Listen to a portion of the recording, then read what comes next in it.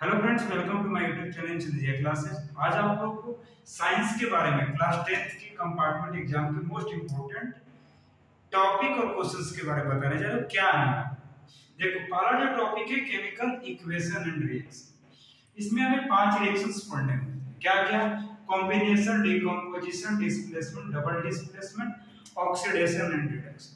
Combination में क्या होता है कि दो चीजें जुड़कर एक बने, जैसे A प्लस बी मिलकर क्या बना C। अब देखो एग्जांपल के तौर पे आपके सामने मैंने ले रखा हूं कि कैल्शियम ऑक्साइड वाटर के साथ जब रिएक्शन करेगा तो ये बनाता है कैल्शियम हाइड्रोक्साइड, और ये बहुत पॉपुलर रिएक्शन है। आपसे हो सकता है कि फार्मूला भी पूछ लिया जाए। कैल्शियम हाइड्रोक्साइड को स्लैक लाइन कहा जाता है, या फिर लाइम वाटर कहा जाता है, या इसको ये कॉमन नेम दोनों है, स्लैक लाइन और लाइम वाटर, लेकिन केमिकल नेम क्या कहेंगे? Calcium hydroxide. अब बात करने जा रहे हैं कैल्शियम ऑक्साइड के बारे में। इसे क्विक लाइन कहा जाता है। तो बहुत बार आपसे नाम पूछ ले, बच्चे कंफ्यूज होते हैं।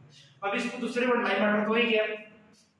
अब देखो जैसे ही कैल्शियम हाइड्रोक्साइड वाटर को डाला जाएगा तो हीट प्रोड्यूस होता है, तो इसमें हमें साथ में इसमें हीट भी अटैच कर लेना चाहिए, जिसको हिंदी में ऊष्मा कहें। जैसे हीट प्रोड्यूस हुआ वैसे रिएक्शन को एक्सोथर्मिक रिएक्शन कहेंगे। क्या कहा जाएगा? ये एक्सोथर्मिक रिएक्शन। तो ये रिएक्शन देखो जी दोनों में आता है, कॉम्बिनेशन तो है ही, साथ साथ एक्सोथर्मिक रिएक्शन। लेकिन सारे एक्सोथर्मिक कॉम्बिनेशन रिएक्शन एक्सोथर्मिक नहीं रहे होते, और सारे एक्सोथर्मिक रिएक्शन कॉम्बिनेशन है। तो बोलोगे एक ऐसा एग्जांपल बताओ, तो आप लोग ग्लूकोज जब ऑक्सीजन के प्रेजेंस में टूटता है तो कार्बन डाइऑक्साइड वाटर और एनर्जी देता है। तो ये जो रिएक्शन हुआ सिर्फ और सिर्फ एक्सोथर्मिक है। एक्सोथर्मिक का मतलब क्या होता है कि प्रोडक्ट में हीट मिलना चाहिए। ये रिएक्टेंट होता है और ये क्या होता है? प्रोडक्ट। जो रिएक्शन में भाग ले उसको रिएक्टेंट कहा जाता है। अब आगे डिकम्पोजिशन। डिकम्पोजिशन ये टूटेगा, इसके लिए हमें 3 तरह का डिकम्पोजिशन पढ़ना पड़ता है। एक तो हमें नॉर्मल हीट के बारे में बात की जाएगी, जिसको हमें हीट करना होगा।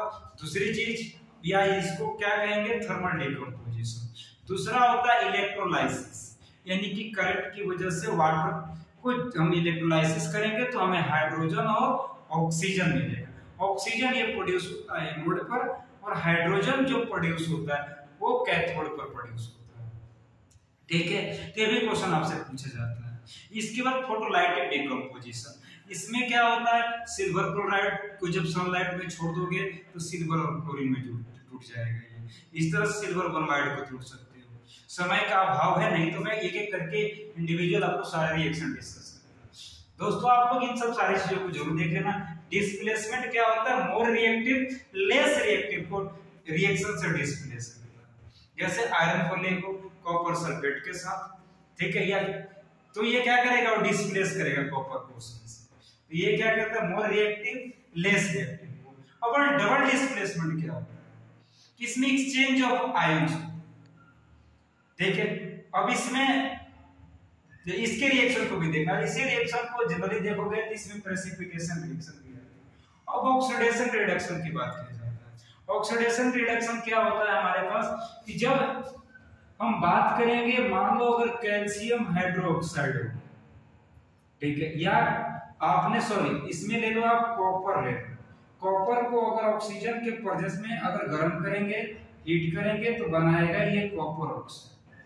ठीक है, अगर कॉपर ऑक्साइड से हमने क्या कर दिया कि अगर जो हाइड्रोजन गैस पास कर दिया, ठीक है, तो ये क्या बन जाएगा? हमारे पास कॉपर बनेगा और ये बन जाएगा वाटर। तो यहाँ पे देखो हाइड्रोजन के साथ क्या हुआ कि हाइड्रोजन के साथ हमारे पास ऑक्सीजन को जुड़ा, इसलिए हो गया ये ऑक्सीडेशन। और कॉपर ऑक्साइड से ऑक्सीजन का हटना, ऐसे रिएक्शन को रिडक्शन कहेंगे। और जो दोनों काम हो जिस रिएक्शन में, उस रिएक्शन को कहा जाता है रिडॉक्स रिएक्शन। क्या कहा जाता है? Redox reaction. इसके अलावा इसमें 2 चीजें और पढ़ के जाना आप लोग, कोरोजन और रेंसिडिटी। बस और इसमें क्या है? कोई रिएक्शन दिया रहेगा, आपको बैलेंस करने के लिए एक बार जरूर ओवरऑल देख के जाना। अब बात करते हैं एसिड वर्सेस सॉल्ट में, तो इसकी पीएच वैल्यू देख लेना। मेटल जब एसिड के साथ रिएक्शन करेगा तो क्या होगा, मेटल ऑक्साइड की बात करते हैं, ये सारी चीजें रिएक्शन उसमें से देख लेना। और more reactive less reactive pH scale से देख लेना। मिल्क ऑफ मैग्नीशियम की पीएच वैल्यू क्या होती है 10 होती है। उसके अलावा टर्मेरिक में कौन सा एसिड पाया जाता है, ऑक्सैलिक एसिड किसमें पाई जाती है, ठीक है। तो ये सारी बातें आपको एक टेबल उसको भी देखना है। इसके अलावा सॉल्ट से आपको देख के जाना है, उसमें से लास्ट एनसीईआरटी के जो 3 पेज है बहुत ही इंपॉर्टेंट है। जैसे क्लोरल्कली प्रोसेस आ सकता है, ब्लीचिंग पाउडर आपसे आ सकता है, वॉशिंग सोडा आ सकता है, ठीक है, और पीओपी आ सकता है, कैसे बनाया जा सकता है। तो इन सारे रिएक्शन को आपको रिवीजन करके जाना है। अब बात करते हैं थर्ड चैप्टर में मेटल नॉन मेटल। इसमें सारी रिएक्टिविटी कौन किसके साथ रिएक्शन करेगा, ठीक है, क्या प्रोड्यूस करेगा। उसके बाद हम बात करेंगे कि इसमें आयंस भी आते हैं हमारे पास, इसमें डॉट प्रोडक्ट और क्रॉस प्रोडक्ट भी हमें दिखाना पड़ता है, इसमें आयंस का एक्सचेंज को भी दिखाना पड़ेगा। उसके बाद हमारे पास इसमें रिडक्शन की जाएगी, ठीक है, कैल्सिनेशन, रोस्टिंग, ये सारी चीजें आपको पढ़ना पड़ेगा इसके अंदर, सही तरीके से इसको रिवीजन करके जाना, ठीक, आयंस के बारे में खासकर, ठीक है। अब बात करते हैं कार्बोनेट्स कंपाउंड में। इसमें हमें यह देखना है कि कार्बन मैक्सिमम बॉन्ड कैसे बनाता है, टेट्रा वैलेंसी और कैटिनेशन, इसको भी देखना है। इसके बाद होमोलोजस सीरीज, एल्केन, एल्कीन, एल्काइन, ये सारे सीरीज को रिवीजन करके जाना है फंक्शनल ग्रुप के साथ।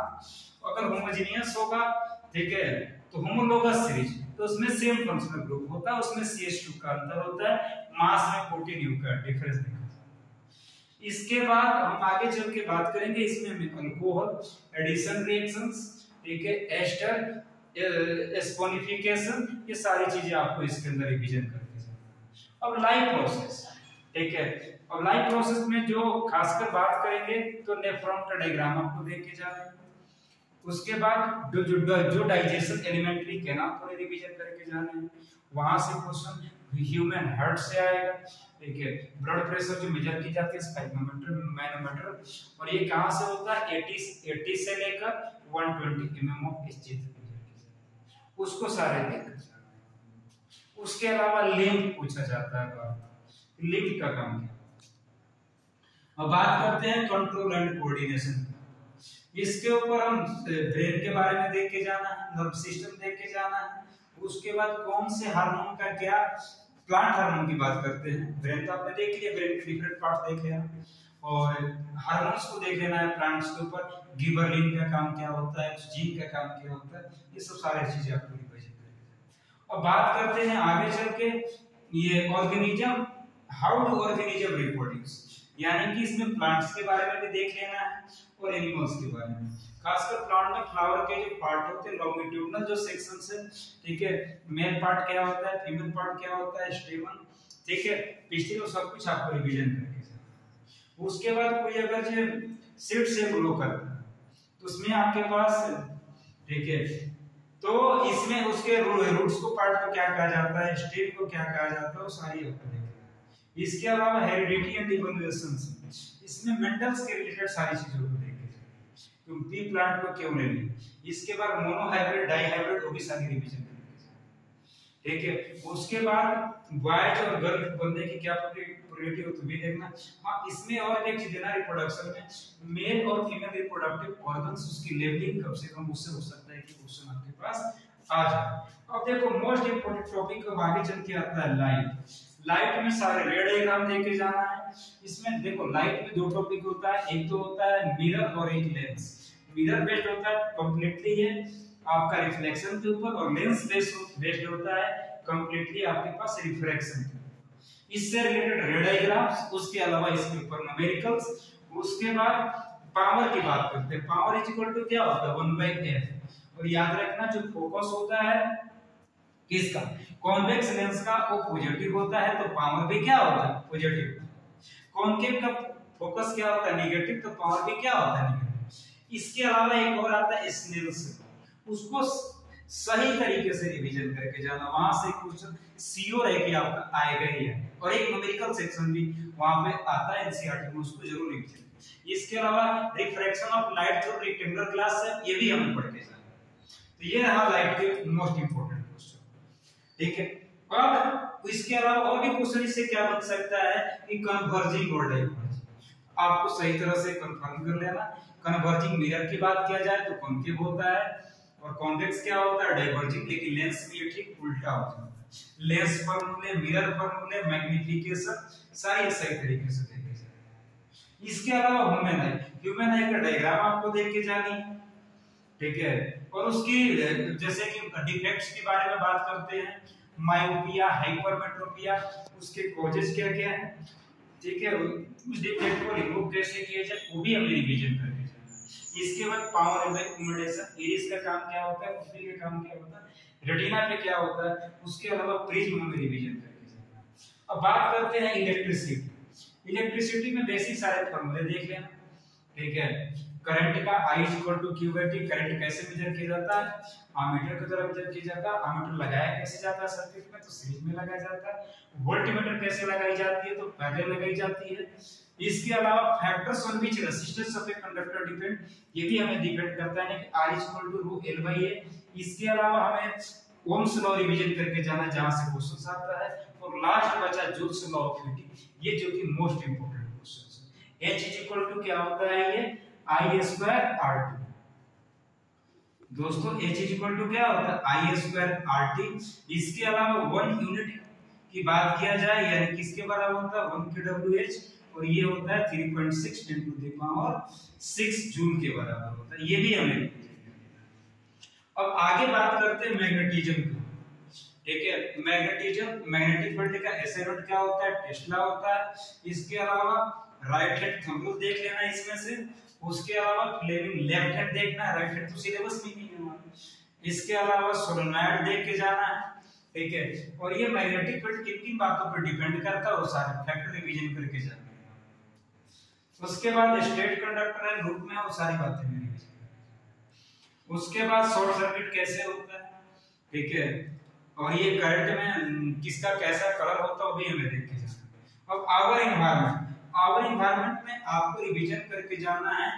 बेसिकली आपको खासकर ये उसमें बायोलॉजिकल मैग्निफिकेशन देख लेना, ठीक है। और उसमें एक ट्रायंगल देख लेना है, 10% लॉ, किस तरह से एनर्जी हमारा एक जनरेशन से दूसरी जनरेशन ट्रांसफर होती है। फूड वेव देख लेना है, फूड चेन देख लेना है। यहाँ से क्वेश्चन आएगा, ओजोन से क्वेश्चन आएगा।